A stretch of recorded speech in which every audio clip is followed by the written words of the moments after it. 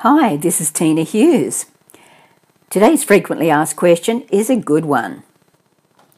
What is a storyboard? A storyboard is a sheet of paper or electronic device screen with a grid drawn on it, possibly 3 or 4 across and large enough to draw in. Each section of the grid becomes a sketch, an idea or thought about a scene for a video.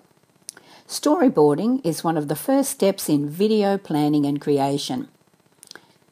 Don't forget to pop over to my website if you'd like to grab a storyboard for yourself.